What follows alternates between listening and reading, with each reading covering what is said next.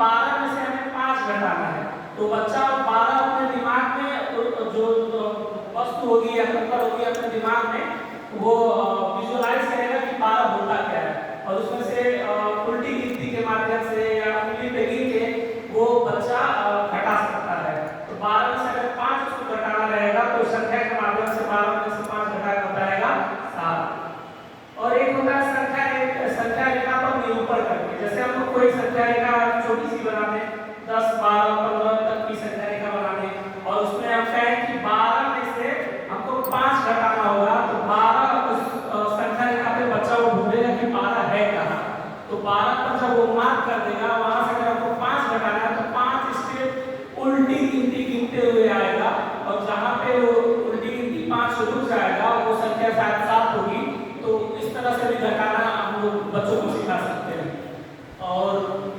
चौथा है पुनर्संबंध वाला, जैसे अगर कोई हम घटाना दे रहे हैं कोई बड़ी संख्या 35 में से हमको 17 घटाना है, तो 35 में से 17 यानी 35 में इकाई के स्थान पे 5 होगा और 17 में इकाई के स्थान पे 7 होगा, तो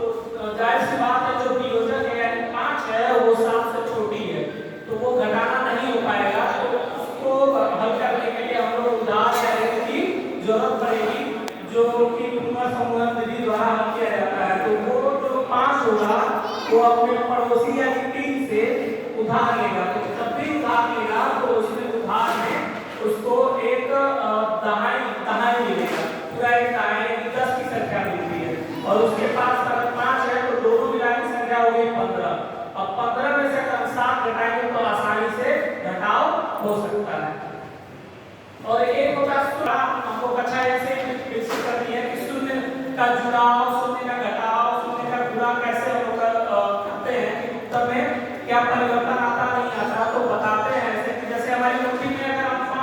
5 चॉकलेट रखते हैं और उसमें से एक भी चॉकलेट नहीं निकालते हैं तो हमारी मुट्ठी में कितने चॉकलेट बचे, तो जाहिर सी बात है बच्चे बताएंगे सर 5 ही बचा। तो इस माध्यम से हम लोग बच्चों को बता सकते हैं कि बेटा शून्य का मतलब होता है कि अगर किसी संख्या में से हमने कुछ भी नहीं निकाला या कुछ भी नहीं घटाया उसी को हम लोग शून्य कहेंगे, शून्य का घटाव कहेंगे।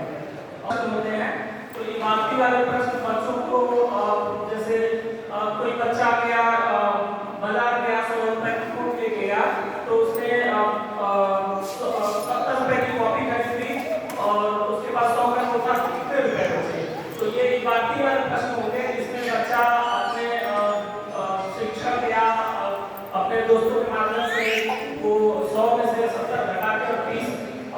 हल कर पाए। तो ये जितनी विधियां होती है घटाव